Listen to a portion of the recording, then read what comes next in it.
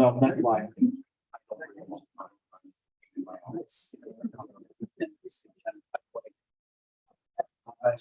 Yeah, it's like. That is realized. Yes. It's 30 days.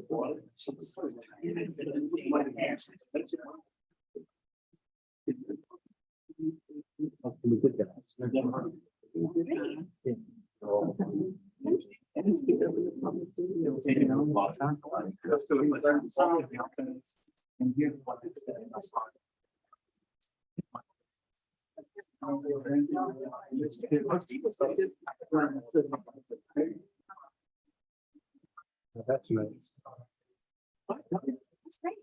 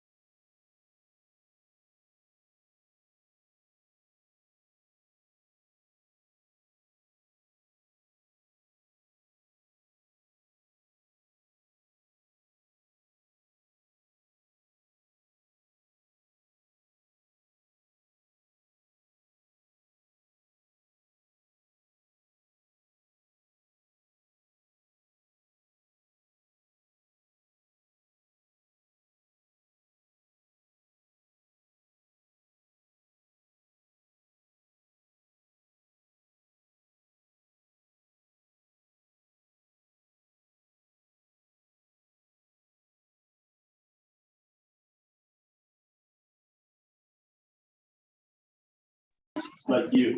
Yeah. Well, my son just turned 3. Oh, so Starting, like- so he just he was in Thanks.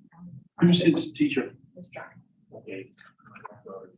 Oh, Miss Moore. That's it, yeah. Oh, Believe. You can handle it. Yeah. I'm done. I'm so grateful for her.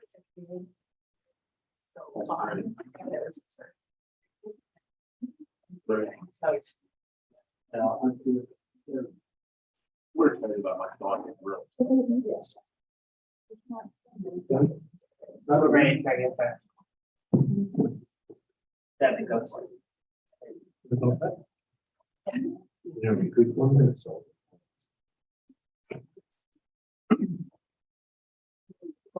That's what.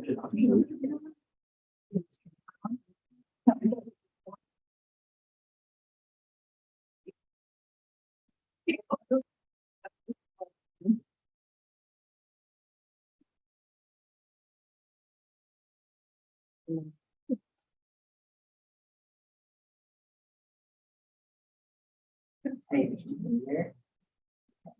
guys are.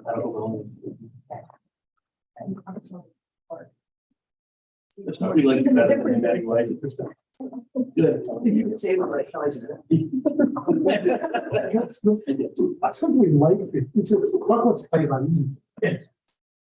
I said I like that. I'm not always. Kelly knows now. I think yes, it is. I like it. I'll take it. That's so true. Right.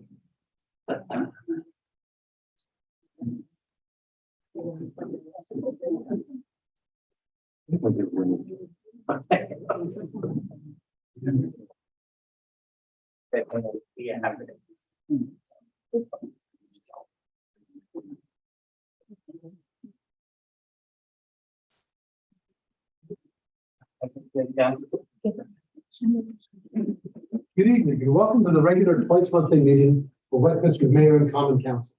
Please note that our meetings are open to the public here at City Hall. We'll also be available and streamed live on the city's YouTube channel, as well as the Community Media Center channel and website. Now we'll begin as we do every meeting with the pledge to the flag, followed by a moment of silence. Pledge allegiance to the flag of the United States of America, to the republic for which it stands, one nation, under God, indivisible, with liberty and justice for all.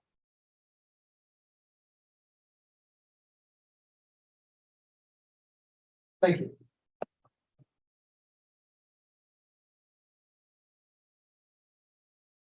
And the courtesy to everyone, please take a moment to silence your cell phones or any other electronic devices you might have with you. We appreciate the courtesy. Thank you. Copies of tonight's agenda and the entire information packet that the council will be using are available online on the city's website. I believe we have hard copies here in the room for those who are present with us tonight. I'd like to note that we have an updated agenda without objection. That's the one the council will be using. Before we go on, I'd like to note that we're pleased to see our state's attorney, Mr. Alan Culver, with us. Culver, always a pleasure to see you. Thank you. Good to see you as well. And also, we're especially pleased, not that we're not pleased to see you, Mr. Culver, but we're especially pleased that our new finance director is finally with us, Teresa Rogers. Ms. Rogers, thank you very much. Yeah, it's great to have you with us tonight. Thank you. All right. And so we have one presentation to say, right? And that, Dr. Becker, we'll do. Madam Mayor, Dr.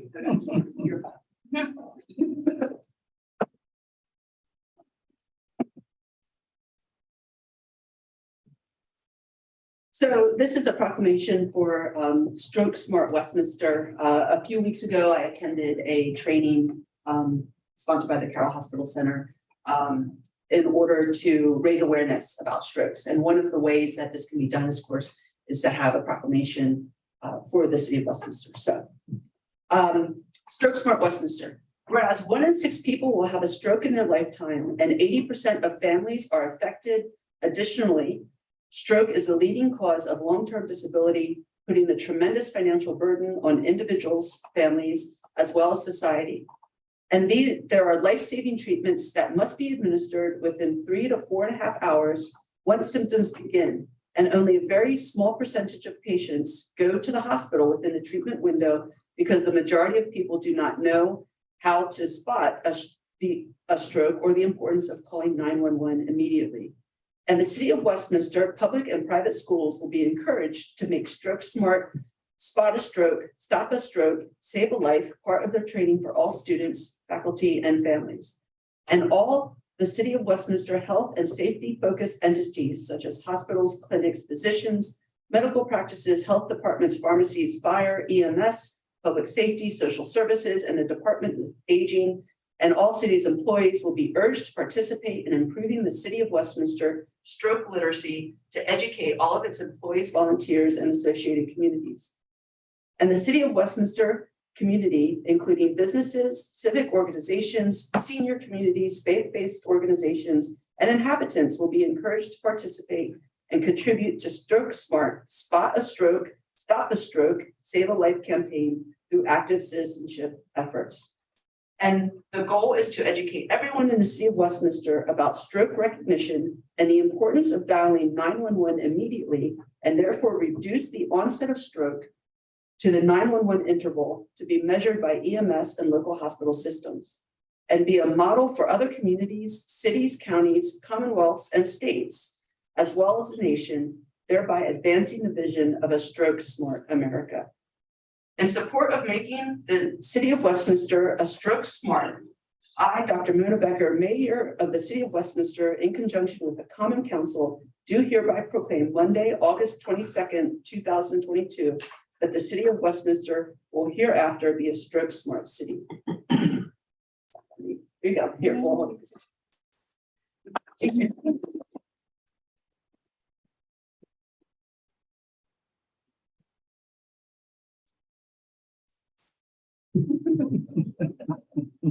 And she does.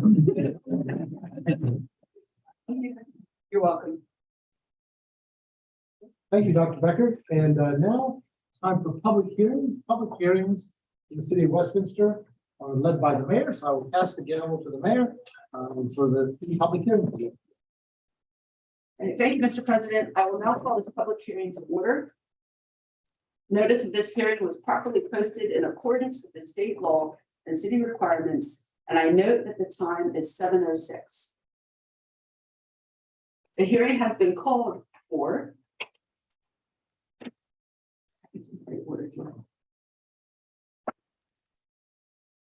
This public hearing has been, okay, sorry, here we go. Public hearing, annexation resolution 22-03, annexation number 73, enlarging the corporate boundaries of the city of Westminster by annexing into the city certain property continuous and adjoining the city's existing corporate boundaries, consisting of the real property located at 404 Malcolm Drive, Westminster, Maryland, 21157, also identified as tax account number 07-000-588, map 46, grid 009-0009, parcel 1187, and comprising 3.81 acres. If you would like to be heard on the matter and signed up to speak, I will call your name in order. We have no one signed up. Sorry. Oh, you'll have your chance. Okay. Once we've gone through the list, there's no list. Mrs. Schaefer, if you'd like to speak. Thank you. Good evening, everyone. Kelly Schaefer Miller here tonight on behalf of the applicant. We appreciate the staff report. We agree with everything in the staff report. I have a representative from the property owner, Brian Eberly, here with me. I also have Marty Hackett from CLSI, who prepared the plat that accompanies the petition. We are here to answer any questions that you might have, but otherwise agree with the staff report and would request your approval for the annexation tonight. Thank you. Anyone else like to be? Brian will just introduce himself. Good evening, everybody. Brian Everly with the property owner, and just want to again thank you for the staff report and happy to answer any questions that there may be. Thank you. If there's no one else that wishes to be heard, I declare this public hearing closed. Thank you.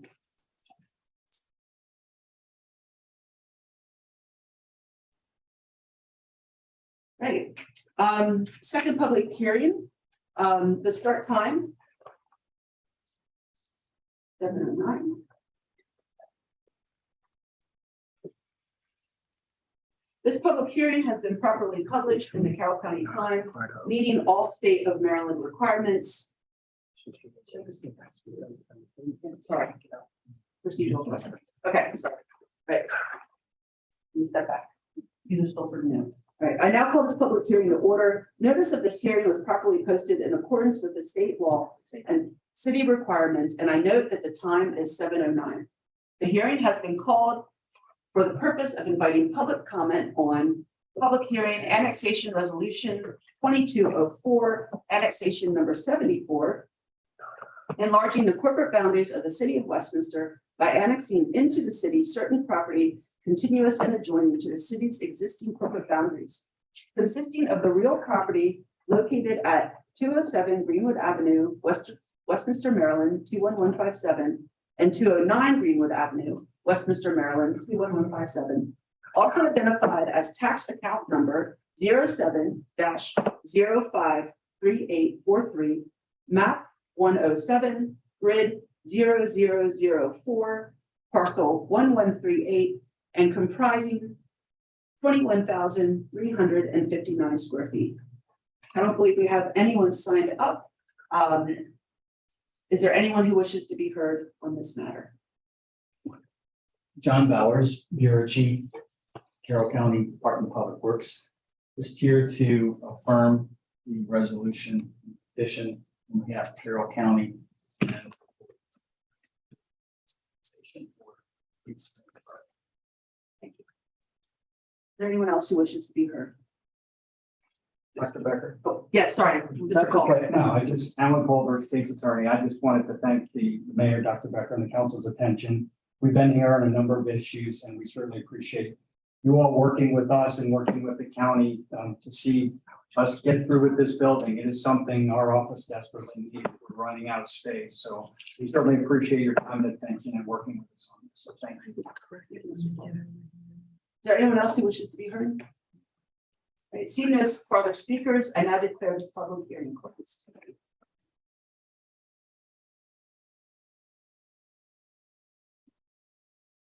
I now call this public hearing to order.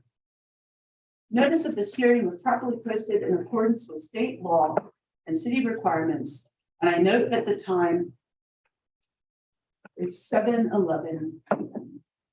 The hearing has been called for the purpose of public comment on ordinance 942, an ordinance amending chapter 164 zoning and subdivision of land of the code of the city of Westminster to amend article 12, subsection D 5A to add microbreweries and pub breweries listed under article 2B of the annotated code of Maryland, and to amend article 20 special provisions to add section 64, to add section 164-155.6 microbreweries and pub breweries to provide new standards for the grant of microbreweries and pub breweries in certain zones.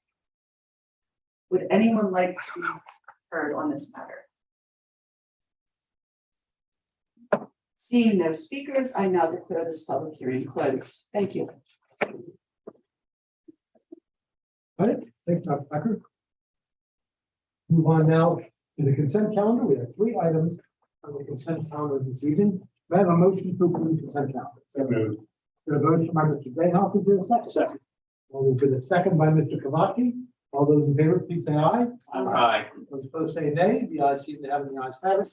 Consent calendar is approved. A report from the mayor, Dr. Becker.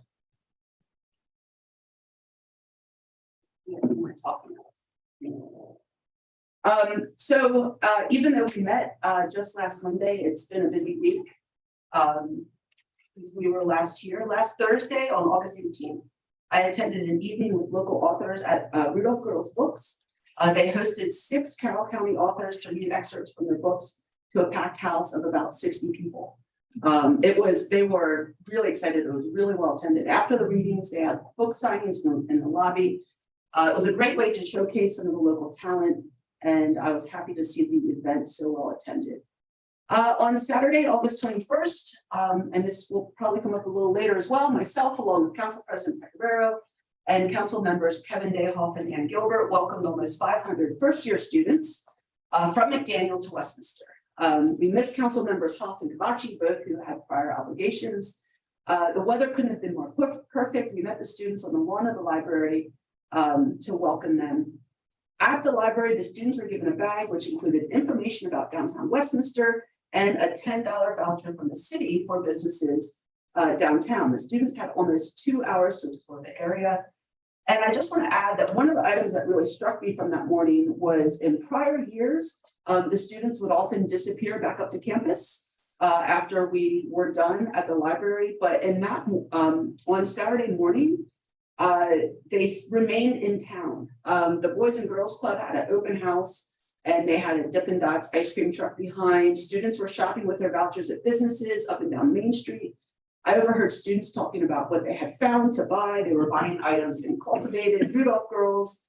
They were receiving discount cards from other businesses. on Main Street. Julie Nova's was packed with students getting sandwiches. Magic was having raffles for Nintendo Switches. Genie Birds, Run More, Lux, all the businesses were moving on Main Street. So I want to say thank you, especially to Ms. Impulse and Mr. Depot, who I know were behind this $10 voucher.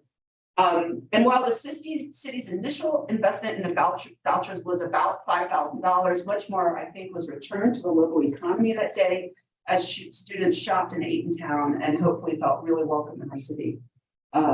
I overheard them saying that they were walking out and they were saying, oh, I got these 2 tops in this bag for $40, right? And so they're using the $10 and then they're definitely adding money into Main Street on Saturday. So I hope that this sets up a welcoming feel for the students at McDaniel and they come back into town. So, and I want to say thank you, of course, to McDaniel College, who led the event, set up the speakers and walked the students from the hill to the city. And then just the last thing, this Sunday is one of my favorite events at the end of the summer. On Sunday evening, the 28th of August, the Westminster Municipal Band will hold its annual concert in historic Belgrove Square, starting at 6 p.m. If you've never been, it's really enjoyable. Thank you. That's all. Thank you, Dr. Becker. Move on now to reports from standing committees. Begin with our liaison to the Arts Council, Mr. Dayhoff. No report this meeting. Thank you. All right, thank you, Mr. Dayhoff. Economic and Community Development Committee, Mr. Hoff. Thank you, Mr. President.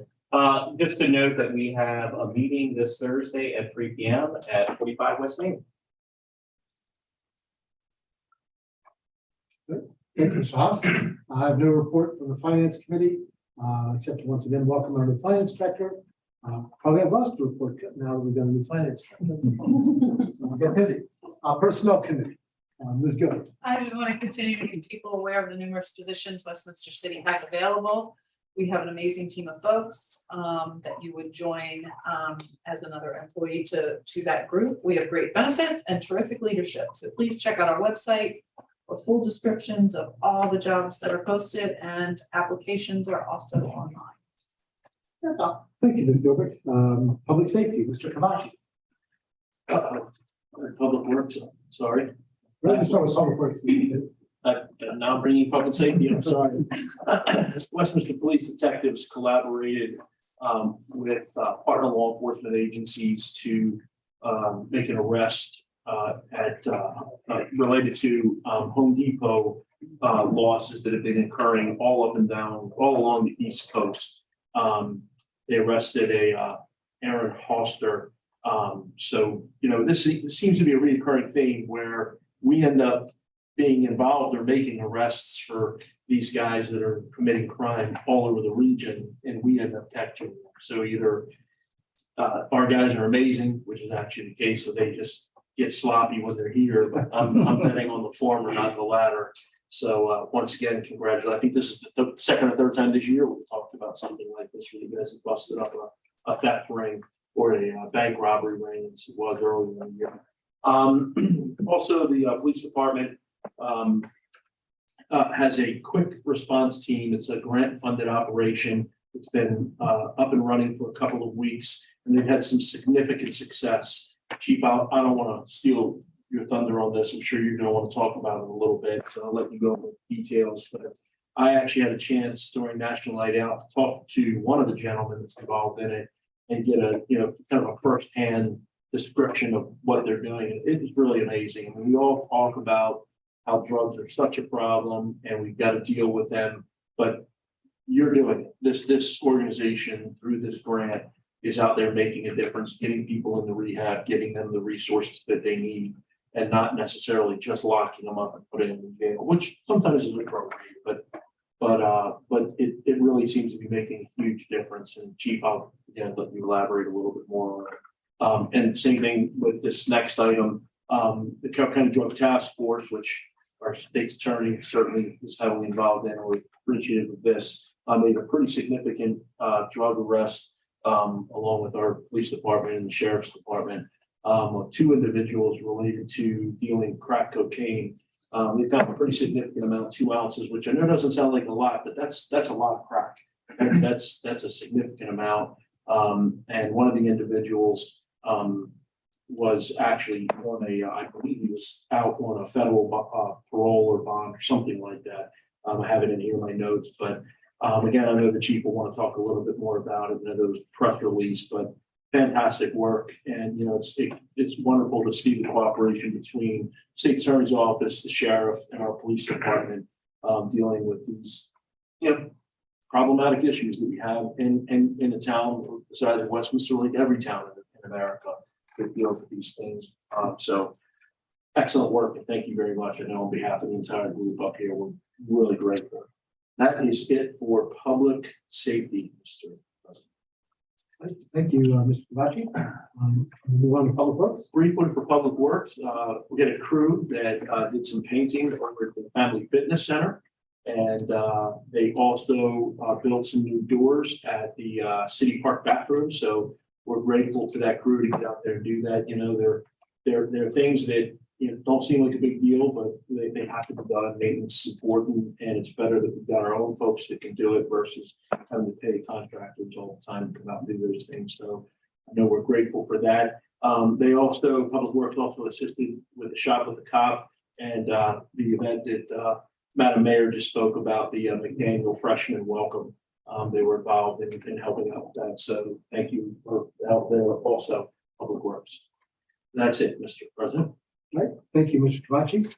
Recreation and Parks, Mr. Deha. No report, Mr. President. I thank you. I have nothing new from the Technology Committee.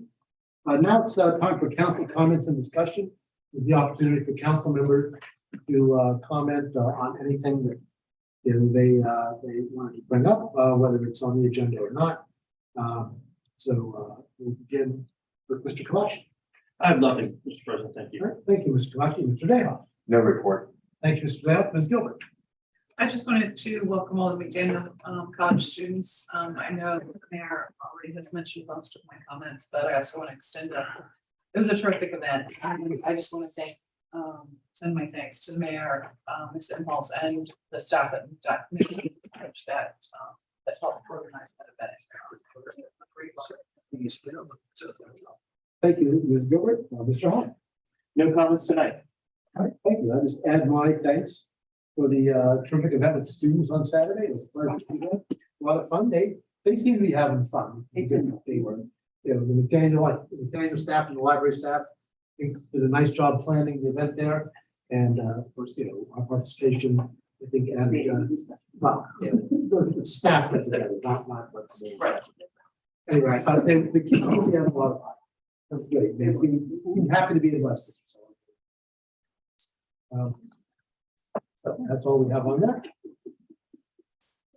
Move on now to ordinances and resolutions. We have three before us tonight. The first is adoption of annexation resolution 22-03, annexation number 73, enlarging the corporate boundaries of the city of Westminster by annexing into the city certain property contiguous and adjoining the city's existing corporate boundaries, consisting of a real property located at 404 Malcolm Drive, Westminster, Maryland, 21157, also identified as tax account number 07-000588, map 46, grid 0009, parcel 1187, and comprising plus or minus 3.81 square feet. Director Depot. Thank you. Main Street 3 LLC, here and after the petitioner, pursuant to the annotated Code of Maryland Local Government Article Title 4, Subtitle 4, has petitioned the Mayor and Common Council to annex 404 Malcolm Drive, Westminster, Maryland, 21157, comprising of approximately 3.81 acres.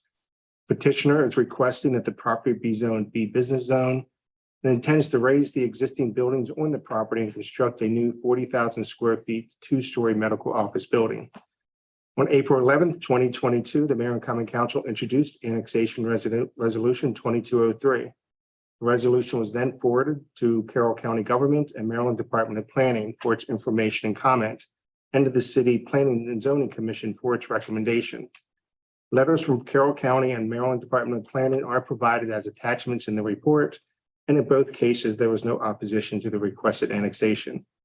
On June 9th, 2022, the city's Planning and Zoning Commission held a public hearing on annexation 73 and recommended that the Mayor and Common Council approve the annexation. On July 30th and August 6th of 2022, a notice of public hearing regarding the hearing to be held by the Mayor and Common Council on August 22nd, 2022 for Annexation 73 appeared in Carroll County Times. These notices met the notification requirements set forth in the zoning ordinance, Annotated Code of Maryland, and the Maryland Open Meetings Act. Following the public hearing, the Mayor and Common Council may approve Annexation Resolution 2203. Annexation Resolution 2203 may not take effect until at least 45 days after its enactment. The Department of Community Planning and Development recommends that the Mayor and Common Council approve Annexation 43-4404 Malcolm Drive. And that completes my report. Mr. President, Ms. Inhofe. for clarification, and frankly, for the city clerk in the future to assist him, the ordinance, the resolution actually says comprising, as Mr. Depot said, of 3.81 acres, whereas the agenda item says 3.81 square feet. So I just wanted to clarify before we get into the record that that's just a tiny housekeeping item. It's actually acres. Yes, thank you. I was about to note that, you must have missed the agenda which I was reading from, because I was thinking, wow, okay, that's really amazing. It's all building. Very cool. And I'm sorry if I could real quick. Also, as well, the annexation plan that's associated that accompanies the resolution. All the elements of the annexation plan can be found in the staff report and the attachments provided there too. All right, thank you. Let's get a motion on the table. We have a motion to adopt annexation resolution 22-03. A motion by Mr. Kavachi. Is there a second? Second. There's a second by Mr. Behan. And you meant as amended.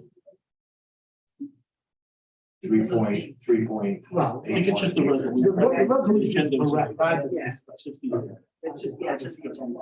I misspoke based on what I was. Gotcha, okay. Thanks. So we have a motion by Mr. Kavachi and a second from Mr. Behan. Is there any discussion or any questions that we're having? Mr. Kavachi?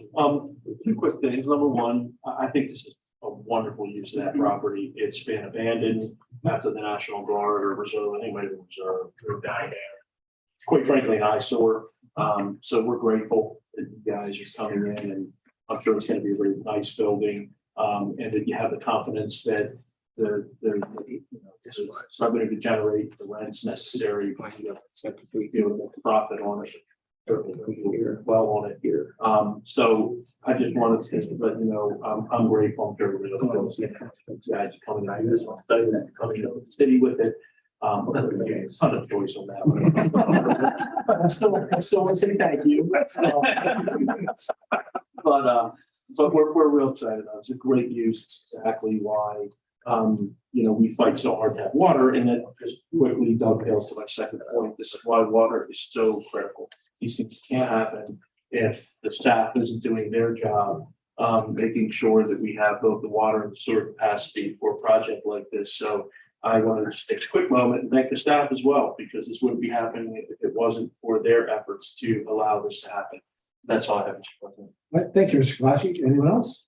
Mr. President, just to chime in agreement, with having a lot of planning and zoning experience over the years, this just makes complete sense. It's a no-brainer. With that said, unless somebody else has something, well, we already have a motion on the table. We already have it. Which you couldn't have made anyway.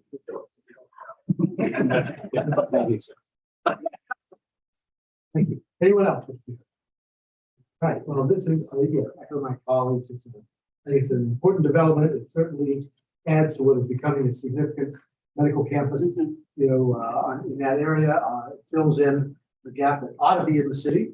So we're pleased about that as well, and certainly going to create this important activity. So with that, if there's no further comments, I think we're ready for the vote. All those in favor of adoption of annexation resolution 22-03, please say aye. Aye. Those opposed say nay. The ayes seem to have it, the ayes have it, and the resolution is adopted. Welcome to the Westminster. Thank you very much. Thank you very much. All right, let's move on now to the next item. Adoption of annexation resolution 22-04. Annexation number 74. Enlarging the corporate boundaries of the city of Westminster by annexing into the city certain property contiguous and adjoining to the city's existing corporate boundaries, consisting of the real property located at 207 Greenwood Avenue, Westminster, Maryland, 21157, and 209 Greenwood Avenue, Westminster, Maryland, 21157. Also identified as tax account number 07-053843, map 107, grid 0004, parcel 1138, and comprising plus or minus 21,359 square feet. That's square feet. Square feet.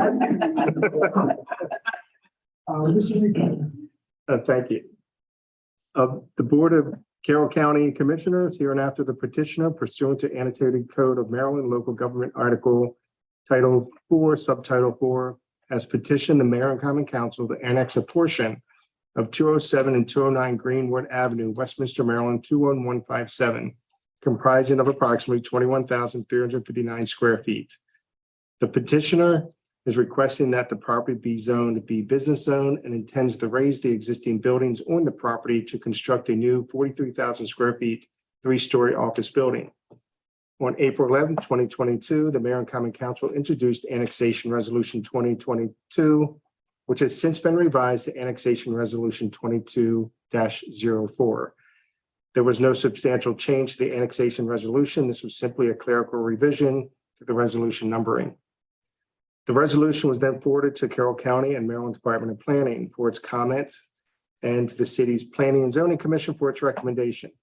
Letters from Carroll County and Maryland Department of Planning are provided as attachments, and in both cases, there was no opposition to the requested annexation. On June 9th, 2002, the City Planning and Zoning Commission held a public hearing on Annexation 74 and recommended that the Mayor and Common Council approve the annexation. On July 30th, 2022 and August 6th, 2022, a notice of public hearing regarding the hearing to be held by the Mayor and Common Council on August 22nd, 2022 for Annexation 74 appeared in the Carroll County Times. These notices met the notification requirements set forth in the zoning ordinance, annotated code of Maryland, and the Maryland Open Meetings Act. Following the public hearing, the Mayor and Common Council may approve the Annexation 2204. Annexation resolution may not take effect until at least 45 days after its enactment. And with that, the Department of Community Planning and Development recommends that the Mayor and Common Council approve Annexation 74 for 207 and 209 Greenwood Avenue. And that completes. And also, I'm sorry, as before, the staff report and attachments provide all the elements of the annexation plan submitted to the county and Maryland Department of Planning. And that completes my report. Thank you. Very good. Thank you, Mr. Depot. May I have a motion to adopt Annexation Resolution 22-004? Motion. In a motion by Ms. Gilbert and a second by Mr. Hoff. Any comments? You heard? Mr. President, Mr. Rocky. Similar to what I said before, we're excited about this. That's been a horrible looking piece of property ever since the Bears moved out of there in like the 60s. So it's wonderful to see that it's gonna look nice, and of course, it's very much needed by your department. So we're real happy about it. We're glad to have you bring that little back part into the city as well. As are we. Thank you. That's all. Thank you, Mr. Rocky. Anyone else? All right. Well, just, unlike the other parcel, I'm sorry this won't be bringing in tax revenue with it. I'm sure the county commission is going to make it up to us somehow, right? We'll make people go out the door. Well, we'll take, exactly. We'll take It's that. like contract zoning, we can't do this. All right, is there any further discussion? We'll move on to a vote. All those in favor of adopting Annexation Resolution 22-04, please say aye. Aye. Those opposed say nay. The ayes seem to have, the ayes have it, and the annexation resolution is adopted. Thank you very much. Appreciate it. Thank you again. Thank you for your comments. Thank you. Thank you. Mr. President, Ms. Inhofe. our city attorney wanted to bring something to your attention. Yes, so in state law, section 4415 of the local government article addresses the annexation plan. And you've heard Mr. Depot refer to that a couple of times tonight. So in addition to, but not as part of the annexation resolution, the legislative body is required to adopt an annexation plan for the area to be annexed. The annexation plan is set forth in the staff report for each of the annexations that you just approved. So the annexation plan was sent to those to whom it was required to be sent under state law. But you're required, in my view, to take a separate action on the annexation plan since it's not supposed to be part of the resolution. Accordingly, I would request that the mayor and council adopt a motion approving the annexation plan for each of these annexations. All right. May I have a motion to adopt the annexation plan that accompanies annexation resolution 23-03? So moved. So, Motion by Mr. Hoff and a second by Mr. Kavachi. Any discussion? Hearing none, move on to a vote. All those in favor, please say aye. Aye. Those opposed say nay. The ayes have it, and the annexation plan is adopted. May I have a motion to adopt the annexation plan that accompanies annexation resolution 22-04? So moved. second. A motion by Mr. Hoff and a second by Ms. Gilbert. All those, is there any discussion? Hearing none, move on to a vote. All those in favor, please signify by saying aye. Aye. All those opposed say nay. The ayes have it, and the annexation plan is adopted. Thank you very much. Thank you. And perhaps next time we can just put that on the agenda and we'll have to check that. Yes. Yes, sir. All right. Next item on the agenda is adoption of ordinance number 942, an ordinance amending chapter 164, zoning and subdivision of land of the code of the city of Westminster, to amend article 12, subsection D 5A, to add microbreweries and pub breweries licensed under article 2B of the annotated code of Maryland, and to amend article 20, special provisions, to add section 164-155.6, microbreweries and pub breweries, to provide new standards for the grant of microbreweries and pub breweries in certain areas. Director Depot. Thank you. On April 11th, 2022, ordinance 942 was introduced to the Mayor and Common Council. The Mayor and Common Council supported the ordinance as recommended by the Economic and Community Development Committee. The Mayor and Common Council subsequently referred ordinance 942 to the Planning and Zoning Commission for its review and recommendation to the Mayor and Common Council. On June 9, 2022, the Planning and Zoning Commission held a public hearing on ordinance 942. The Planning and Zoning Commission made no revisions to the draft text and forwarded a recommendation to the Mayor and Common Council to approve the ordinance. However, following the Planning and Zoning Commission meeting, staff discovered that the current and recommended use of microbreweries and pub breweries listed under Article 2B of the Annotated Code of Maryland is not accurate, as Article 2B of the Annotated Code of Maryland has been repealed and replaced with provisions in the alcoholic beverage article of the state code. Therefore, the draft text of ordinance 942 has been amended, whereby the proposed use is microbreweries and pub breweries licensed under the alcoholic beverages article of the Annotated Code of Maryland. On July 30th and August 6, 2022, a notice of public hearing regarding the hearing to be held by the Mayor and Common Council on August 22nd, 2022, for ordinance 942 appeared in the Carroll County Times. These notices met the notification requirements set forth in the zoning ordinance and the Maryland Open Meetings Act. As of the date of the staff report, the city has not received any public comments. Department of Community Planning and Development recommend ordinance 942 provided in attachment 2 as amended of this report and as recommended by the Planning and Zoning Commission on June 9th, 2022, be approved by the Mayor and Common Council. And that completes my report. Thank you, Mr. Depot. So before us is the ordinance with the staff amendment. So we will incorporate, without objection, we'll incorporate the staff amendment into the ordinance before us. May I have a motion to adopt ordinance number 942?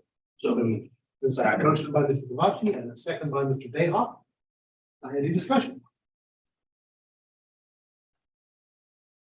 Right, and just to be clear, Mr. Depot, the staff amendment is more administrative, just to make it in concert with the current state laws. Exactly. It's not substantive. It's just listing the accurate state code. Hearing though, we had a lot of discussion about this when we did introduce it. I think everybody's comfortable with what direction we're moving. Take a move on to a vote. All those in favor of adoption of ordinance number 942, please say aye. Aye. Those opposed say nay. The ayes seem to have it, and the ayes have it, and the ordinance is adopted. Thank you, Mr. Pope. Finally, we have adoption of resolution number 22-05, nationwide restatement. And for that, we will turn to our resources director, Ms. McCullough. In your package, you have been provided with the proposed resolution 2205 regarding the nationwide 401A plan. Nationwide Financial Services, Inc., non-standardized governmental 401A pre-approved plan provides administration for the city's deferred compensation 401A matching plan, which was adopted in July 2003. The plan provides availability of matching contributions to eligible employees. According to the nationwide 401 plan, the documents are updated every 6 years. Staff recommends that the mayor and common council adopt resolution 2205 that restates and ratifies the execution of the restated documents with Nationwide Financial Services, Inc. for the city's deferred compensation 401A matching plan. Attachments of the resolution 2205 attached. All right. Thank you, Ms. McCullough. I have a motion to adopt resolution 22-005. So moved. The motion by Mr. Dale, is there a second? Second. The second by Ms. Gilbert. Any discussion? Mr. President, my only Mr. Hawes. question is, this is just, it's just a total restatement. Nothing else is changing within the document that was priorly approved. Correct. Okay. Thank you. Thank you, Mr. Hawk. Anyone else? All right, hearing no further discussion, we'll move on to a vote. All those in favor of adopting resolution 22-05, nationwide restatement, please say aye. Aye. Those opposed say nay. The ayes seem to have it, the ayes have it, and the resolution is adopted. Thank you. There's no unfinished business of which I'm aware. Does anybody have any unfinished business to remind the council of? If not, we'll move on to new business. We have 2 items that are new business. The first is for the award of the contract of speakers on Main Street. And for that, we'll turn to Mr. Dick. Thank you, Mr. President. The City of Westminster Street Department was staffed with developing a plan to implicate a streetscape speaker system that would allow us to supply music and special announcements during special events in the holiday season. After doing our research, we found that the city of Sykesville was using a wireless speaker system in their downtown area. The system is unique wireless communication technology that can provide a speaker system that meets our needs. We had a virtual meeting with Mike Cooper, the owner and creator of Annexation LLC, which is the company that makes the system. Mike gave us a quote of $28,000 and a breakdown of the project so we could have an idea of what the plan for the fiscal year 23 budget. Unfortunately, due to health issues, Mike is no longer doing direct business with customers and is defaulting to his contracted distributors. All Pro Integrated Systems is representative of the Maryland Atlantic area. After an on-site meeting with All Pro, they provided us with a new quote and plan for the project.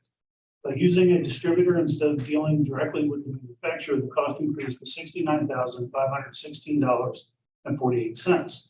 This cost includes the hardware installation, programming, and 1-year service contract.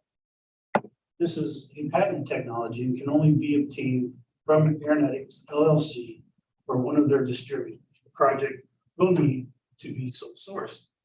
Project funding, the fiscal year 2023 budget for this project is $30,000. As noted above, proposed contract has an associated cost of $69,516.48. The recommendation is the staff recommends that the mayor and common council authorize the sole source contract for the downtown speaker system to All Pro Integrated Systems in the amount of $69,516.48. I'll be glad to answer any questions. All right, thank you, Mr. Dick. Mr. President, Ms. Imhoff. I'm sure there'll be a quick question as to how in the world are we gonna fund something that we didn't budget for? And just want to remind council that we need to have a budget amendment this fall for a variety of things that the council has already adopted, that we just need to amend the budget for. So if this particular item is passed, we'll include that in a future budget amendment to be paid for by ARPA funds. All right, thank you, Ms. Imhoff. Let's get a motion on the floor. May I have a motion for the award of the contract? Motion to approve. A motion by Mr. Johnson, a second.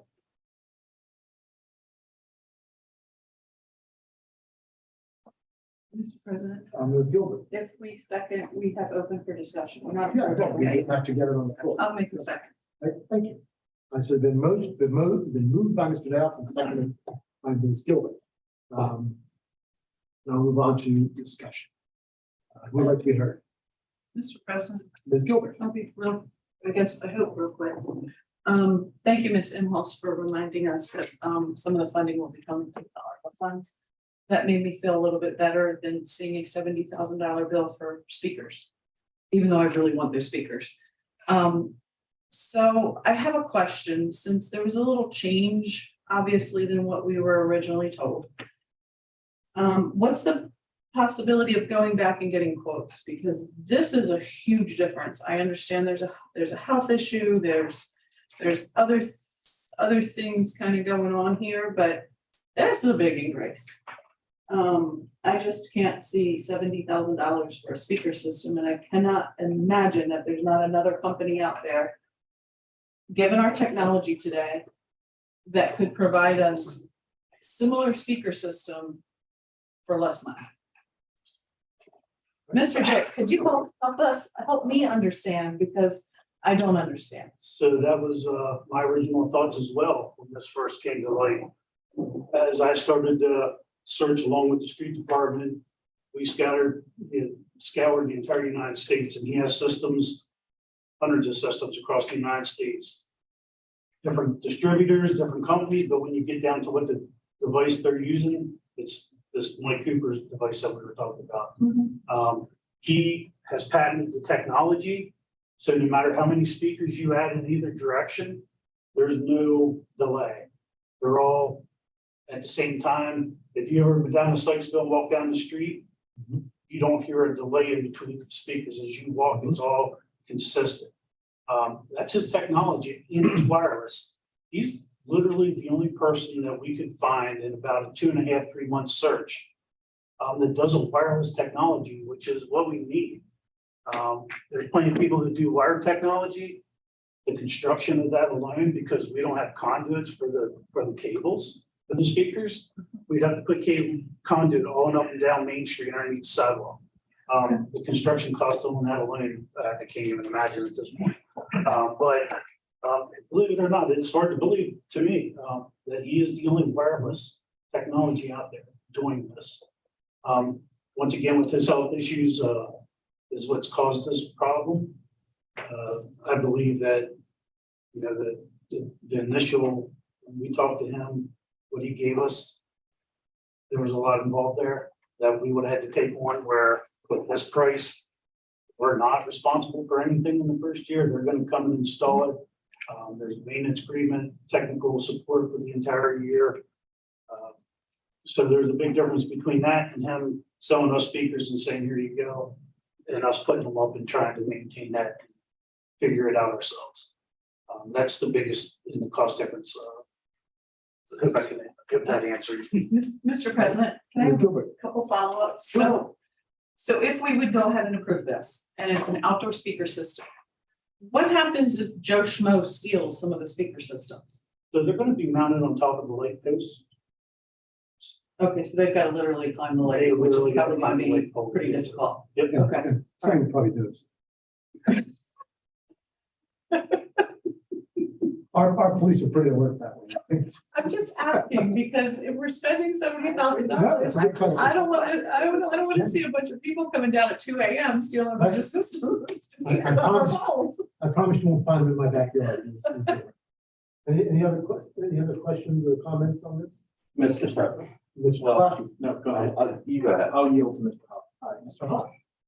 So, You know what? I lost my train of thought, Mr. Kavachi, you go. A couple of things I want to, well, questions and then some comments. It seems to me like this agreement also includes an almost $5,000 a year reoccurring cost year over year. It looks like it includes a annual maintenance agreement and then an annual monitoring agreement, which total about, from my, it looks like it's $4,882.89. And that seems to me, the way that's written, that's going to be a year over year cost.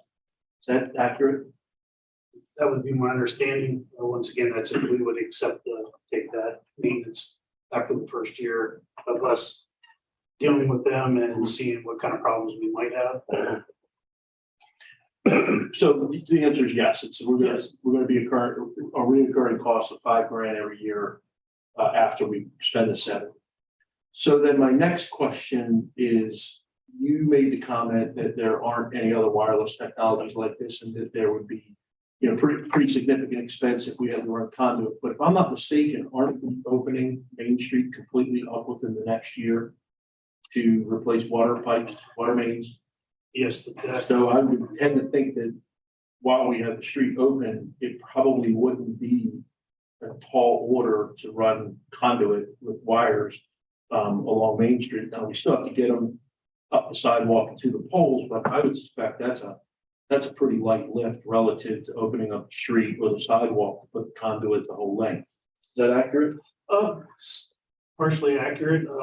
Water main runs down one side of the street. We have speakers on the other side, so therefore we'd have to cross the streets, cut into those sidewalks to get into the light poles. But that definitely would be some of the costs would be taken away. And then once installed those wires, and I have a little bit of experience with this from way back in the day, but that wiring that could last 50 plus years if it's done right. And you can always repull wire once you put conduit in. And you could hang any kind of speakers you wanted, running from almost any kind of amplifier that you wanted. My guess would be significantly less expensive than this. The only thing that I could add to that is this is literally going to be from Locust Lane to John Street.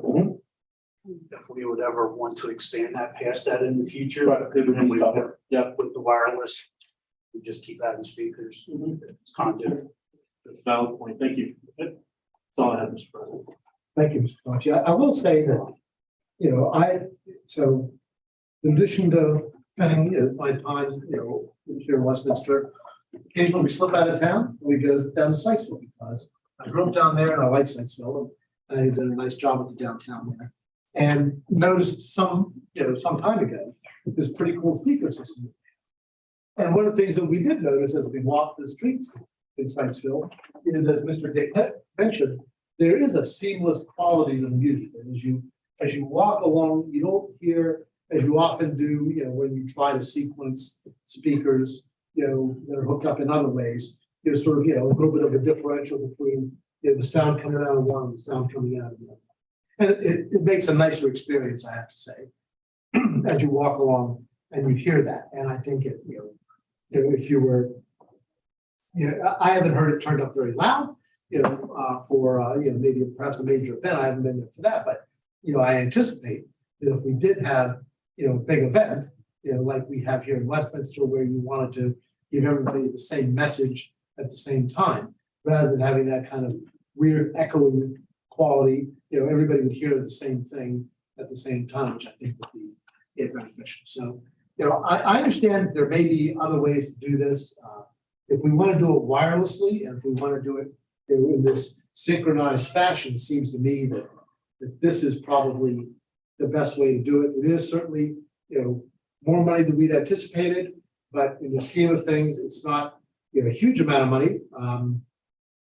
Certainly something that we can do. And if we choose not to make this decision tonight, I think it's important to recognize that if we send Mr. Dick back to the drawing board and try to figure something out, potentially even waiting until the street program is done, then we certainly won't have this Christmas season, or even in the next Christmas season. We'll be a couple of years off before we do have anything like this. So to me, spending the money now, and having the benefit of it over the next couple of years, seems to be an advantage that we ought to take very seriously. So, Dr. Becker. So I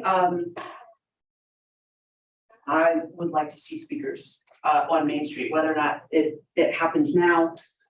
There's a reason that people play music in malls and in shopping and in stores. People shop longer when there's music playing. So I Googled a couple, Google Scholar did a little bit of searching this afternoon on some websites from the Reference Center McDaniel, and had found a couple studies about music enhancing the shopping experience. People linger on sidewalks longer. They enjoy the shopping experience more, and it doesn't matter. It didn't seem to matter whether or not the music was familiar or the music was not familiar. I had breakfast with Mayor Link this morning. We didn't actually talk about this, but we did talk about this later this afternoon.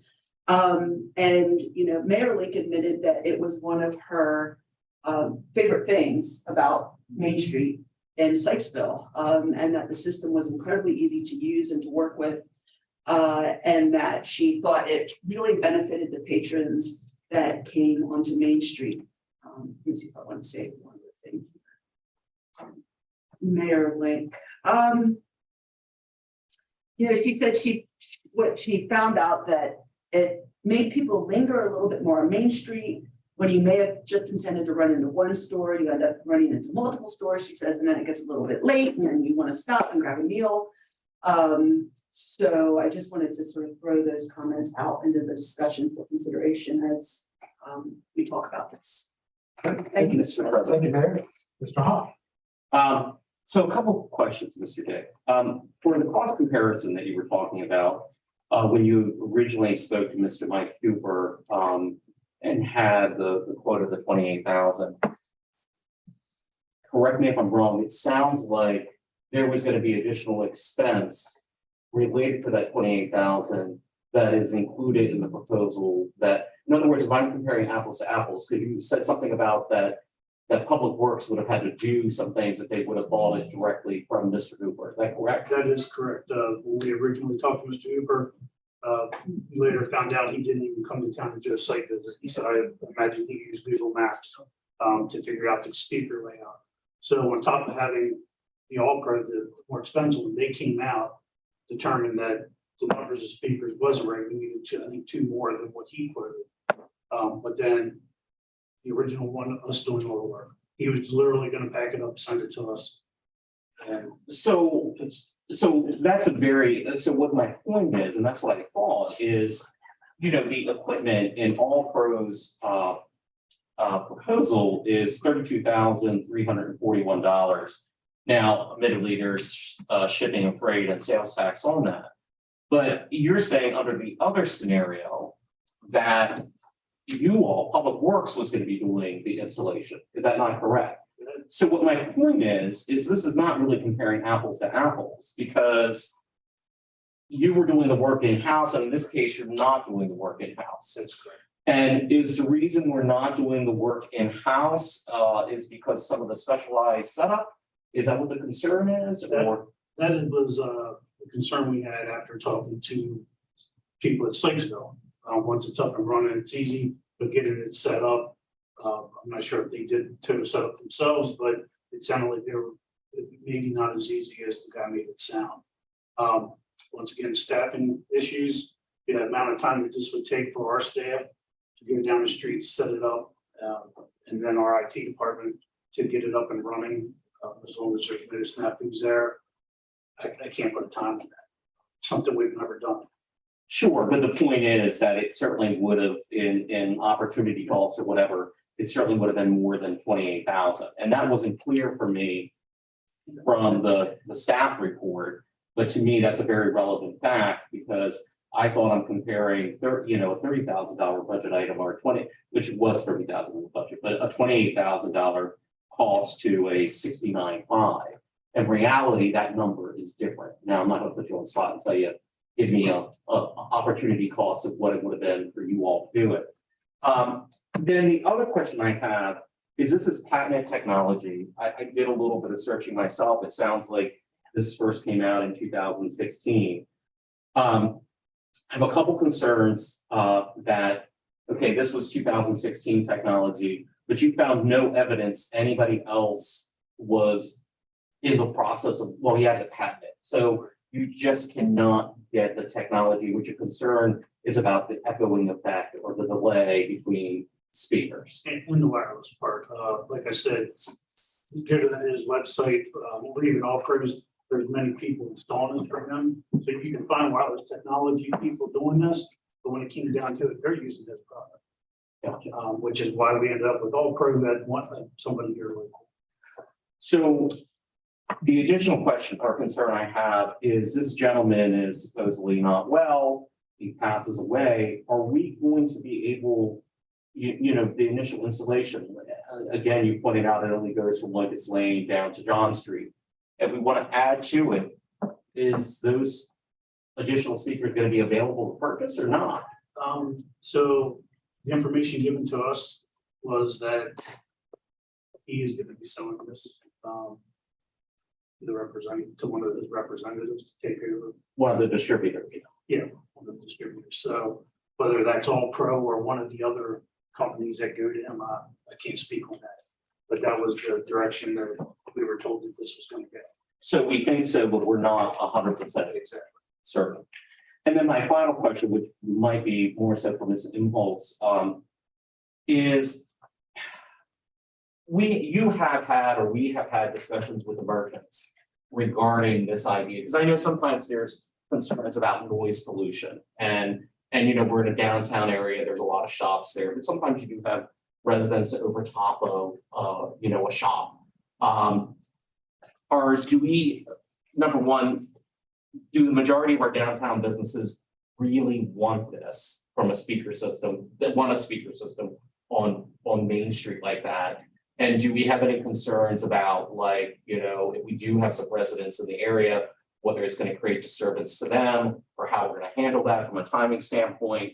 If you could comment a little bit about that. Sure. This was at the time of the budget preparation, this particular item came from staff. It was driven from staff. So it didn't come from the Downtown Business Association necessarily. But it did come out of a desire to activate Main Street in a variety of new ways. And a desire to make Christmas as Norman Rockwell as we can get it, which was sort of my instruction. Norman Rockwell all the way, right? So this was an option that they came up with. We certainly pitched it to the Downtown Business Association. It was well received. And I have been trying to open eyes about other ways besides Christmas that this could in general be useful. Those lights will be up from the fall to the spring. So if you can imagine October to March, April. So when it's dark downtown, we'll have the lights up. We could be using the speakers at low times like January for a variety of maybe items we hadn't even thought about yet, of ways to activate some kind of Friday evening, some art in the whatever on Main Street, where we've got the music going and it's bringing people out of their houses that might otherwise just want to go cocoon at home. So I think it's been well received by the businesses. I wouldn't say that they've been, I don't want to misrepresent how this came about. They certainly didn't bring it to us. But the Downtown Business Association's been excited about it. We haven't pitched the cost to them. I don't know if that would make a difference to them or not. My concern, if we don't go this route and we go the hardwire route, I think this might be a decision that we might not be able to come back to.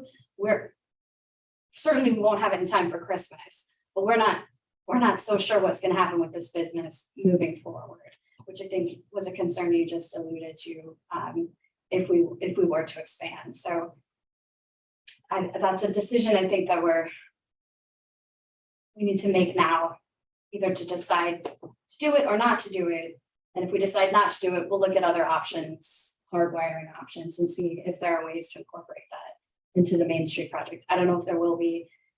Certainly seems like a possibility, but there's going to be a lot of curb cuts not curb cuts, cuts in sidewalk that'll need to be made in order to get us to where we need to go, and that in the end may cost the same amount. I don't know anything about hardwiring speakers, so I can't speak to that option. So does that answer your question, Mr. Hall? Did I miss any of them? No, I think that addresses it. It's just one of those situations where it's not a entirely easy answer. I think there's pros and cons either way. There We just are. Gotta make a decision. There certainly are. This is a bonus. This isn't necessary. It's something people have been excited about. Certainly there are logical ways that we can walk that back. If the council decides that this is a price point that it's not willing to consider. I will say the one thing that makes me feel better is that having this conversation tonight, comparing apples to apples is a little bit different than what I initially thought the numbers were. And that difference gave me a lot of heartburn. Yeah. So. I will give council one final insight into how the sausage is made. Initially, the staff came back and said, we can't get these speakers. And I said, well, that's not really going to be an option.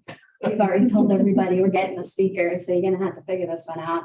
And then they came back and said, hate to say no to you, boss, but it's still a no. And I said, well, if I have to send you on a plane to Georgia to get the yes, we're going to have to get the yes somehow. So they have done a lot of work to get us to this place and have done as much negotiating as possible. So while I don't love this number, I can tell you that this is the best number that we can find right now for this product. Thank you, Ms. Halls. I just add that, and I think if we purchase the system that we're discussing now, for the footprint that we're looking at, that, to me, that's what we want. I mean, to something somebody else said, I don't know that we want to expand this, a lot farther, in the more residential parts of the city. I think, we want it to be in the core downtown, which is where we have our events, which is where our businesses are located, which is where we want to ask people to congregate during the holidays or other special events. I mean, I think we've got it right sized the way it is. So to me, I think that future expansion is it's less of an issue, although I can't imagine that a patented technology that nobody else has, that obviously has significant economic value to whoever owns it. I can't imagine that the rights to continue to manufacture that are going to go away. Somebody's going to continue to use it one way or another. And if they do, and if we want to expand it, we'll, we or some future council can make that call. But to me, I think we've got it right the way it is. Mr. President, Mr. Hunt, review for me the funding. So my understanding, so we budgeted some funds for this. We have approximately $30,000 in taxpayer money. Yes. And then we would fund the balance of it with ARPA. That's certainly one way we could vote, should we choose to do that. Ms. Impulse will be bringing a budget amendment to the council sometime in the next few months, where she'll be outlining how we're going to pay for a couple of things we've decided to do over, since the budget was adopted, that we've got to make adjustments on. And as part of that, we'll be able to make a decision as to which funding source we want to use. So we were okay with funding approximately 30,000 because we felt that we could get return. We could leverage that into increased business and increase ambiance downtown. The balance of the money that we're discussing at this point in time, we would be leveraging federal money for the purposes of economic development. That's correct. That's Now, the speakers, once we put the speakers up, do we put the speakers up and do we take the speakers down? No, my understanding is they remain up. So They we remain could up use to the them, top of light pole. We're not going to. correct. So we could use them for Fall Fest, we could use them for our strolls, we could use them for other events. I think that's what's anticipated. Okay.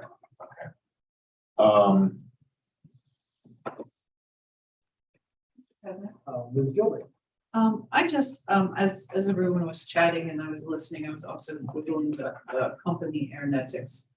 And I also want to thank everyone for the clarification and conversation, because I came in here pretty much not going to be voting for the increase in the speakers, but Mr. Dick, thank you very much for clarification on a lot of the details of this, and Ms. Impulse, thank you for reminding me about our ARPA funds. So it kind of changed my mind. The discussion has allowed a little more education, and also reading the website on the technology has also prompted me to change my opinion. So thank you all. Mr. President, Ms. Imhoff. to further clarify Mr. Dayhoff's question, Councilmember Dayhoff's question, the original budget included ARPA funds for this project. So we included 30,000 in ARPA funds for the speakers. Now we're proposing for the entirety of it to be with ARPA funds. Mr. President, that's what I understood. Thank you. Anyone else, Mr. Speaker? Yeah, Mr. President, Mr. can I Kavach? circle back to this $5,000 every year.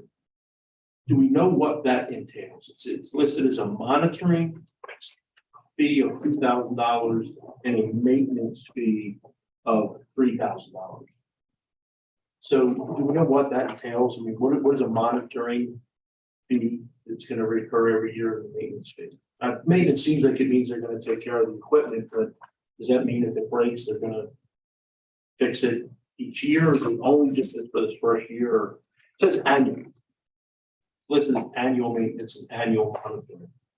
Right, so the maintenance would be, if we take this year to year, it's gonna be the 5,000. If something breaks, they fly from wherever, bring the parts in, they fix it. It's new work on our part for that. They put it off, they go off and fix it, they bring it back. They take care of total maintenance for that.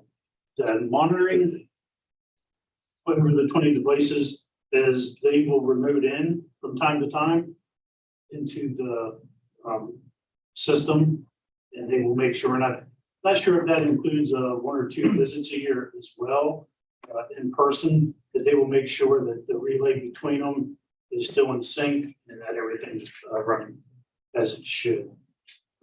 Mr. Kawachi, I mean, I'm looking at, I think, the same item you are. And I see tonight it says annual maintenance, single system 1 year. Of $3,000. Oh, yeah, slightly less than $3,000, and then annual monitoring per venue of 20 devices, slightly less than $2,000. It doesn't, I mean, unless there's something in the contract that I haven't seen, I don't see a commitment to us paying for that on a long-term basis. Is that the case, Mr. Dick? Are we committed to a long-term payment, or is it just No, this process for a year to do it? right, this is for that first year. This is included in the 69.5 pricing for the 1 year. After that, that would be up to us whether or not we wanted to continue that. Well, Mr. given that President. it's a patented item and you can only buy them from one place, I don't think we want to gamble on just Well, that could assuming. well be. Yeah, I mean, if we could go get a speaker system from 20 different manufacturers, I'd say, no, we don't need a maintenance program, we'll buy a new speaker if it breaks. But I suspect a replacement speaker will be very expensive if there's only one place you can get that speaker. And if it's going to be sold by the current owner, chances are the new owner is going to expect a good return on his investment. So I suspect it'll be expensive if we don't pay that $5,000 a year. And it sounds like it's complex, and you're saying that Mr. Dick said that we probably don't have the ability to maybe maintain and set this up easily without a lot of rigmarole. So I think we're all going to be on the hook for $5,000 a year to keep this up and running. And we should go into it with our eyes open, knowing that's, I can assure you, we're going to sit here next year, this will be in the budget. And, you know, we're probably all going to agree it's a smart buy since we spent $70,000 putting the system in. Mr. President. Which I'll conclude with this. If it wasn't for ARPA funds, there's absolutely no way I'd vote for this. Just spending $70,000 on direct city taxpayer funds. So we got a lot of ARPA money, and the reality is we do have to spend it, and this is kind of what it's for. So I'm probably going to begrudging for it. I don't think it's a lot. Did you really need that? Just wanted to- You seem to have the votes to do this. The ones who want to take yes for an answer. Yes. I don't know if Sarah wants it. You better If vote, there's but we've got if there's no further comments, Mr. President, I Ms. wanted Impulse. to make sure we have fully answered Mr. Kabachi's question, and I think we've only touched on. Yes, this is only for a 1 year. It's only 1 year. Yes, we will likely have to do it next year. I want to make sure we've got this on record. This is how much it is this year. So next year it could be more for that. I certainly will do my best to negotiate us to this price, but if we have to come back next year with a $500 more annual maintenance fee, I just want to make sure that I'll bring that up. that's what I'm saying, sir. Well, let's just hope it doesn't go the way of secure, what was that insurance, the cyber insurance? Let's just hope it doesn't go that route, where it goes up 1,000 for. The route where we thought we were gonna pay one thing, we ended up paying nothing. I'll take that route. That route was good. all right, I think.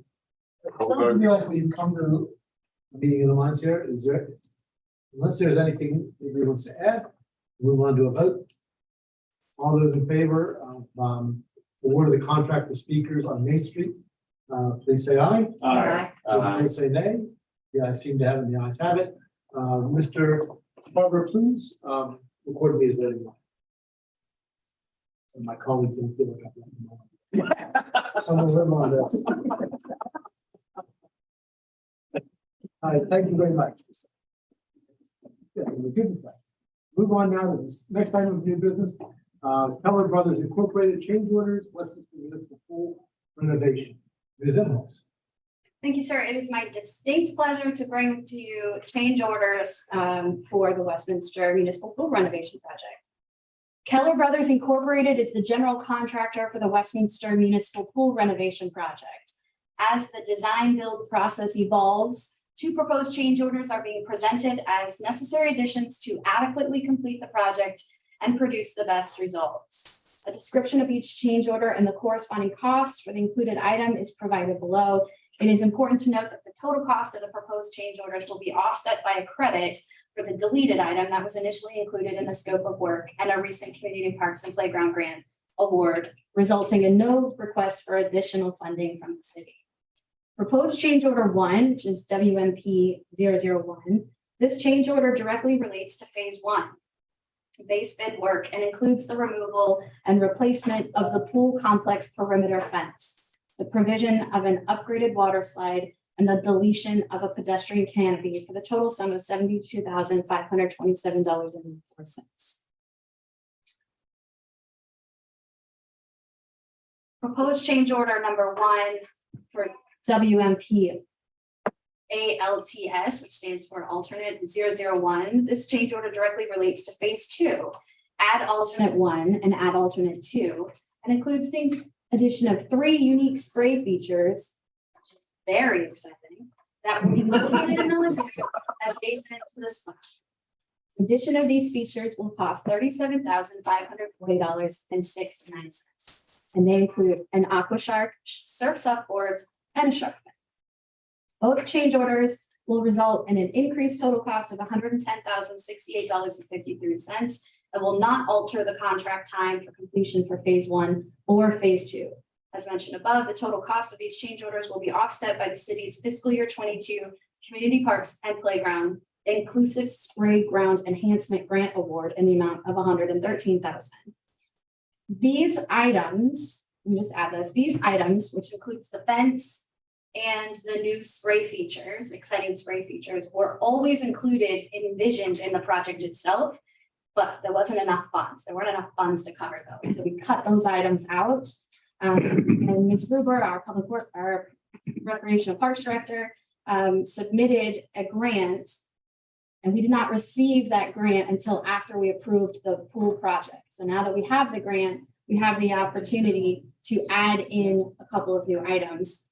The fence is old and not entirely secure, and we just hate the idea of putting in all these new items and not having a secure new fence to go around it. And then the splash park, which is cool as it is, with features that come straight up out of the ground, kind of like a sprinkler system will be just enhanced even more with these cool aqua shark, the surf boards, and the shark fin, which are big features that are stand out of the ground. They'll have water spouting out of it. The kids are gonna love it. The grandkids are gonna love it.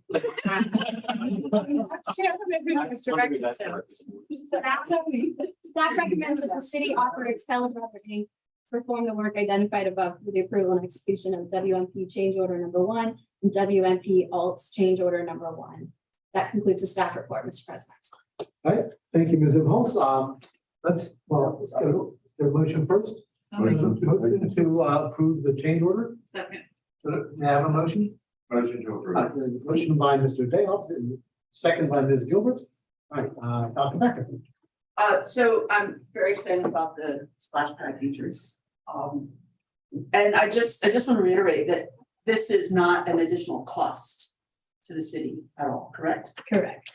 The additional cost is being made up by the deletion of a giant sail shade, we're taking that out, and by the grant itself. So those items. What was there That's a zero. reason behind the change in the design of taking out the sail shade and adding these in, or was that just? Well, the sail shade is generally used in a park setting where parents are going to be in a wide open space, kids are going to be in a wide open space, and we're worried about sun. Since we're adding these extra water elements, there's less of a concern about just direct sunlight while you're out there in extreme heat. Okay. Yeah. I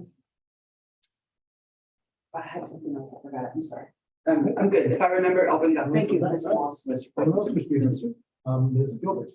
So I have to say, on the upside, the pictures were adorable. I almost want to call this place the Aqua Shark, Westminster's Aqua Shark Park, because of the little cute little sprinkler, but that to the side.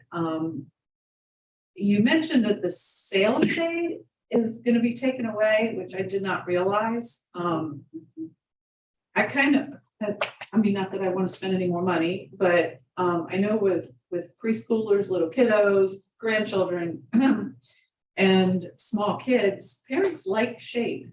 Is there still going to be that little shady area? Sunscreening, all that kind of stuff when you have little guys? I don't think so. I think that's been removed in order to present to the council a zero cost option. So I would like to ask if Ms. Gruber at some point in time could let us know what that cost would be. I know it would be an additional cost and we're already spending a ton of money as it is, but maybe there's another grant out there from some sunscreen company or something that might be able to help pay for it. The pedestrian canopy is $15,000, $15,620. That's what we're deleting out in order to help balance the budget on these changes. All right. Mr. Hall. Ms. Imhoff, just to clarify the history of all this. You said some of these items were originally included and they were deleted. Yes. And then staff took it upon themselves that was the motivation to go out. Because I remember the 113,000, because that was very staff driven, particularly as opposed to, the Wakefield Valley and Clock Tower that was kind of more collaborative between staff and council. The 113 was very staff driven. So you're telling me that staff went out there specifically to get that money, hoping to be able to add some of these features back in. Is that correct? Not entirely. So the pool project had not been adopted by council when staff went to secure this grant. So this was a way to attempt to try to get some version of the splash pad funded to bring to council in case council decided that they weren't going to fund it. As it turns out, the council decided to use ARPA funds to fund the project so we could get started.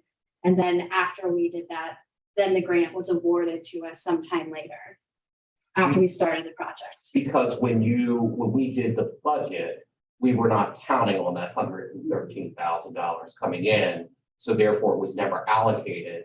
So what your point is, that's how we're now allocating it to this expense Yes, right now. But in theory, we could use that 113,000 towards other features that are related to the splash pad. In theory, I would suppose. in theory, we could, it would cost us to go back and redesign the project to use the funds in a different way. Gotcha. So staff's not recommending that option. I understand Yeah, that. but I'm in just, theory, that's, Yeah. could happen, yeah. okay. Right. Dr. Becker. Remember, the changes will not affect the completion when the work will be done, correct? Okay, thank you. Any other questions or comments? Discussion? Mr. President, I'll just make one final comment. Irregardless of, the debate about how those grant funds are to be used, do I think the splash pad elements, the additional splash pad elements are great? Yes, they look awesome. And as to the fence, I agree with you. In theory, if you're doing all this other work and we're gonna leave up the old fence, probably could look a lot better to replace the fence at the same time. My main concern was just that we have some further discussion about it. So that's it, Mr. President. Right, thank you. Anyone else? Hearing no further discussion, I think we're ready for the vote.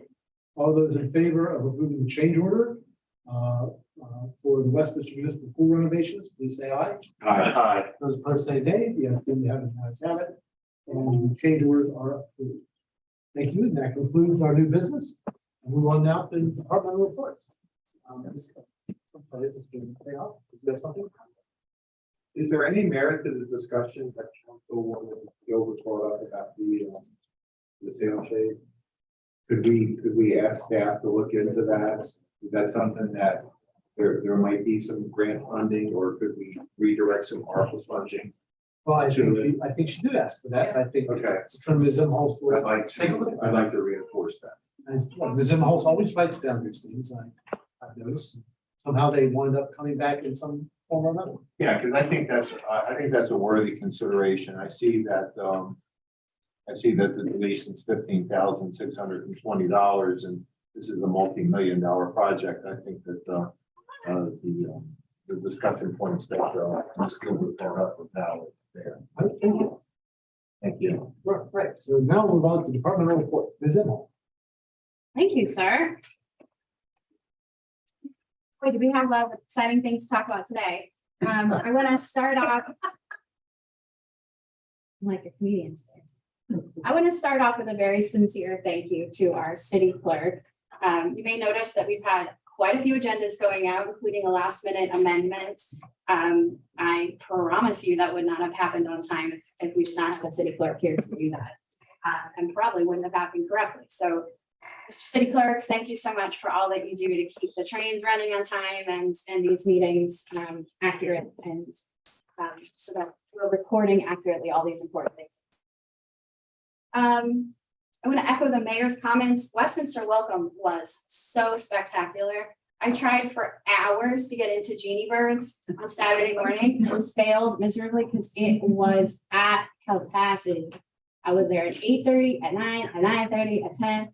At like 12:45, ended up having to go to the farmer's market to get Genie Birds because Genie Birds was too packed, which is wonderful. I mean, just it's so wonderful. And the McDaniel students were so lovely and kind and said thank you and were excited to be downtown and having fun with there was some sort of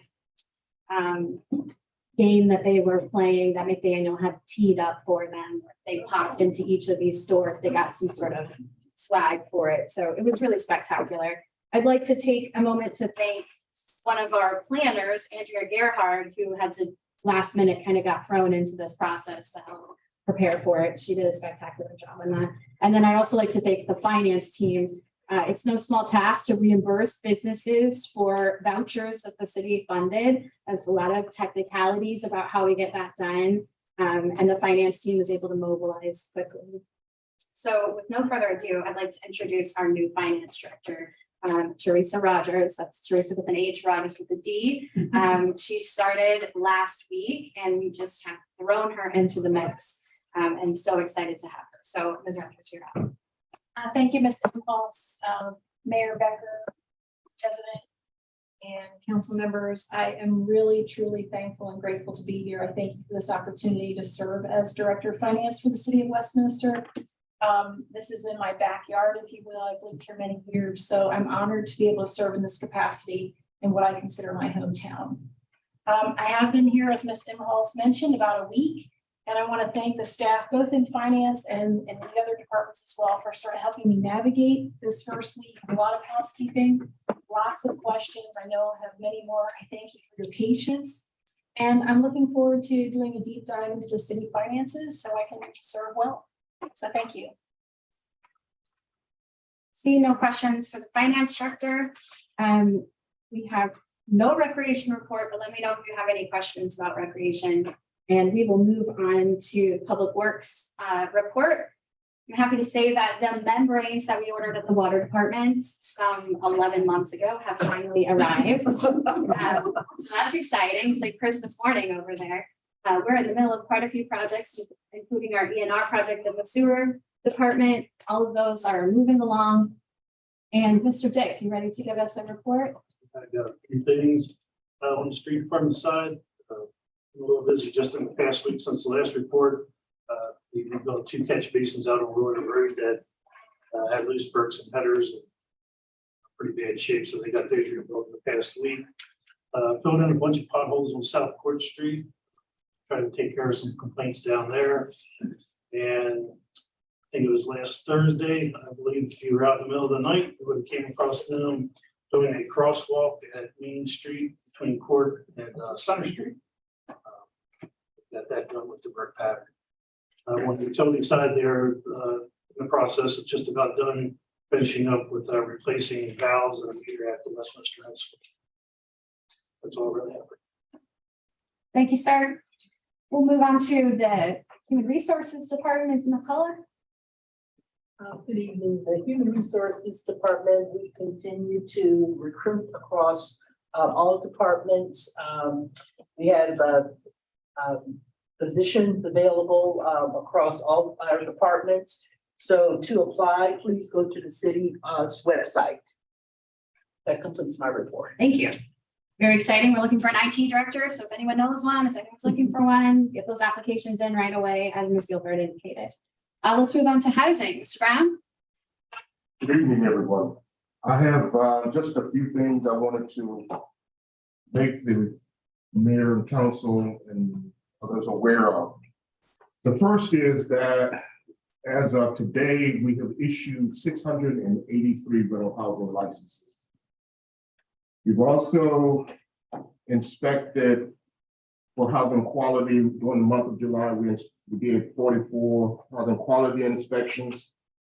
There are currently 841 people on our housing choice voucher waiting list. And in terms of code enforcement, we have received online complaints as well as phone call complaints on a number of items, but they have been predominantly for grass and weeds, trash and debris, inoperable vehicles, and then finance sends us a water shut-off list. So, and that's concludes my report. We have to answer any questions that the mayor and council may have. Mr. President, I have a question. Mr. Brown, for the vehicles, it's just curiosity on my part. I don't have a specific case that I'm thinking of. If someone has a vehicle in their yard or on their property, I know it has to be tagged if it's on the street. Does it have to be tagged if it's on their property, or if it's not registered, tagged, is it then considered? I'll defer to Chief on that. It's not a motor vehicle violation when it's on private property. Well, no, I know that. But it could be a code violation. That's what I'm asking, if it's a code violation. It could Because I be a know code that violation. it's, where it's rental properties, you can't have unregistered vehicles on the property.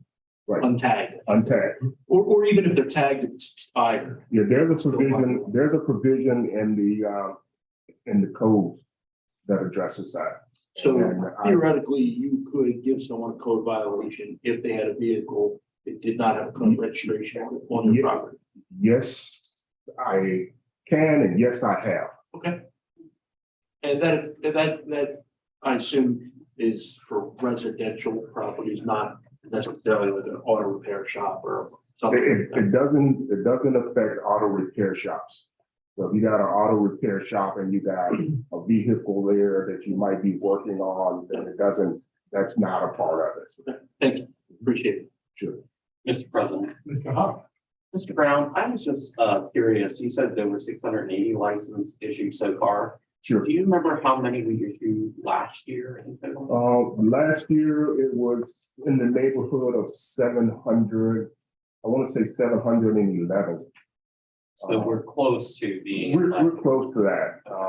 The majority of the people have come in and then, you know, some of them straggle in, and then some of them, I noticed that there are a number of them in the process of changing ownership. So we'll address that as well. But there are a few stragglers. Usually September, October is when the stragglers come back again. And start, you know, oh, I forgot, and then want to pay. And of course, there's a steps fee for paying after July 31st. Thank you, sir. It has been extraordinarily busy in the housing department, so thank you, sir, for all your hard work. We're gonna move on to the planning department. We've heard quite a bit from planning today, but I'm sure you may have just a couple of things from council. On August 2nd, the Board of Zoning Appeals approved case 22-9, a variance to allow residential above-ground pool to extend 3 feet into the 8 feet lot line setback at 313 Inverness Close. On August 3rd, the Historic District Commission approved the post-construction application for historic rehabilitation property tax credits, TC 22-1, in the amount of $2,895 for 229 East Main Street. You've probably seen work being done in that structure. The Charles Lutheran Village zoning verification has been submitted and accepted by CLB so they can move forward with their project. And there was no Planning and Zoning Commission meeting this month. To wrap things up, I wanted to expand on what Councilmember Kavachi had mentioned about the quick response team in the police department. This is such exciting news that, I mean, that we can have this quick response team and this partnership with the health department through the leadership of Chief Ledwell.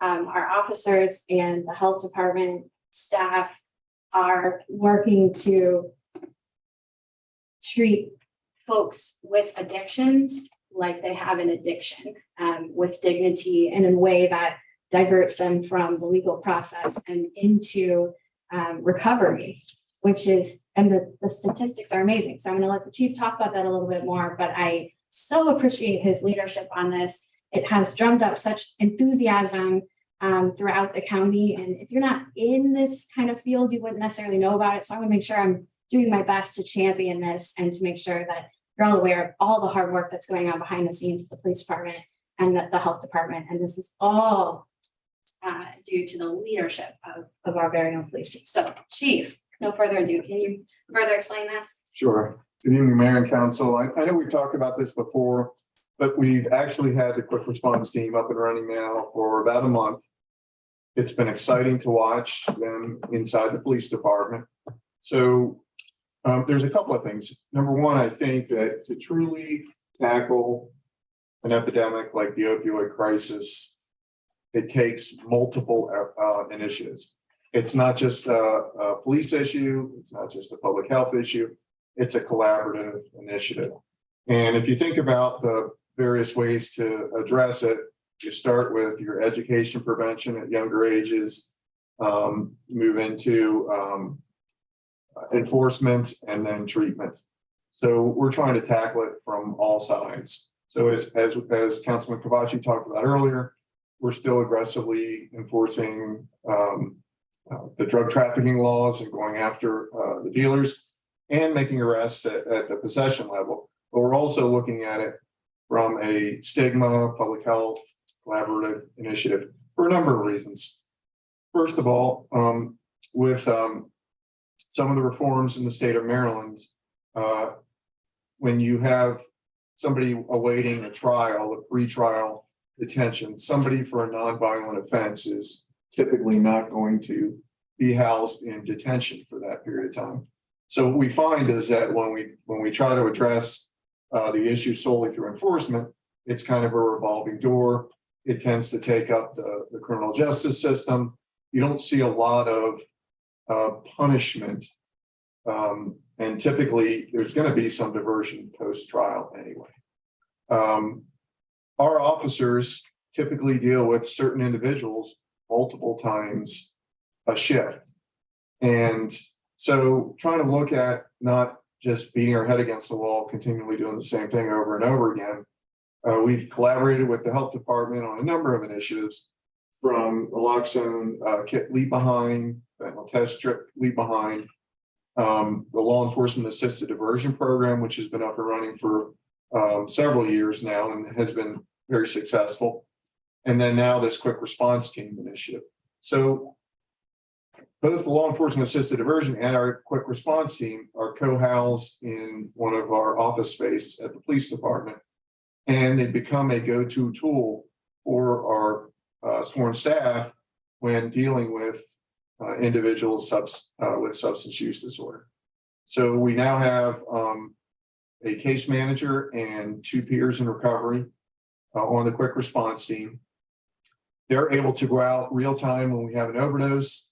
And once the scene is rendered safe and the police do their thing, we hand the ball off to the quick response team.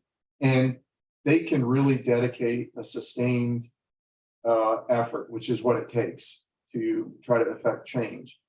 So, right off the bat, just a few statistics to throw out. At the time that we put together this report, was a few days ago, we had 13 individuals that we were called out on. And of those, 12 we successfully had an initial interaction with. We currently have 7 individuals that are actively engaging with the team. We've successfully gotten 6 individuals into long-term drug rehabilitation programs. We had an individual who overdosed twice in one day last week. And that's the type of individual that we sometimes see, unfortunately, with a fatal overdose, when you see that repeated overdoses. We were successful in getting that individual into long-term drug rehabilitation facility. And then this past Wednesday, we had 3 individuals who contacted us and then showed up at the police department asking for help. So they'd gotten the word that we had the team working there. And the following day, our team went to work. They made the arrangements with the different drug rehabs. And the following day, we were able to get 2 of the individuals into a Mountain Manor rehab in Sykesville and 1 into a Mountain Manor long-term drug rehab in Rockville. So just in a couple of weeks, I think it's already starting to pay dividends. It's all grant funded. It's a tool that I think is very beneficial to our officers. And it's been nice also to watch the excitement with our health department partners and other departments, State's Attorney's Office, who are really putting a lot of effort and initiative. It's not solely the police department to make this work, but I think has been very successful in the early stages. And while the chief certainly has been the leader in this, if the city if our council had not approved the agreement with the health department to authorize those caseworkers in-house, this never would have happened. So you are also partners with us on this, and it's just as important for step 2 was your support for that. So thank you so much. Mr. President, can I ask Chief a quick question? Chief, with the 3 individuals that came on their own volition seeking help in 1 week, prior to this team existing, how often did people show up at the police department asking to be helped with their drug addiction problems? Since I've been there, I've seen 1 person. The 1 in 5 years versus 3 in 1 week. That's pretty amazing. Word of mouth. Mr. President. Chief, I wanna congratulate you. You have been an amazing addition to the city of Westminster, and the initiatives that you brought forth to us have been absolutely amazing. On top of that, and to have the data that you have to share with us and the community and any other community out there. It just shows the collaboration with our health department, with you guys. I mean, Westminster and Carroll County do a great job with collaboration as it is, but this is just, to me, monumental, that many people at that moment is seeking help and getting help and literally changing those lives. It's just an amazing effort. And not only that, but you guys go out and do community work. National Night Out. I mean, there's a lot of places that do that, but we have 5, 6 communities in Westminster that participate. You work with Shop with the Cops and bicycle events and all kinds of, I had a community update of about 10 different events you guys participate in and go into our neighborhoods and work with our kids.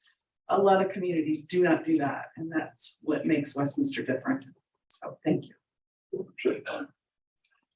You know, when we spoke with the chief about, about this position, this was the vision that he laid out for the department that night. And so thank you, chief, for, for working to implement that. Thank you. Appreciate it.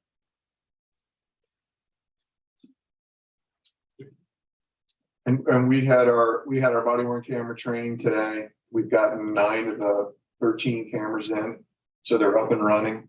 And then we have the transport van outfitted with 3 cameras in the transport van. And I think we're going to have some good news regarding a 3rd grant to fund the rest of the program. So. Grants are always good news, chief. Like, see other people's minds. That would be,